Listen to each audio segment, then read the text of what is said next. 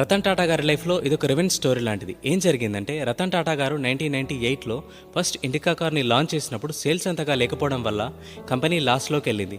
ఆ టైంలో రతన్ టాటా గారు తన కార్ బిజినెస్ అంతా అమెరికా కంపెనీ అయిన ఫోర్డ్కి అమ్మేద్దామని తన టీం మెంబర్స్తో అమెరికాలో ఉన్న వాళ్ళ ఆఫీస్కి వెళ్లారట. బట్ అక్కడ ఫోర్డ్ కంపెనీ వాళ్ళు మీరు కార్లు తయారు చేయడం ఏమిటి, అసలు కార్ల గురించి మీకేం తెలుసు అని రతన్ టాటా గారిని వెళ్ళిన టీంని అవమానించేలా మాట్లాడారట.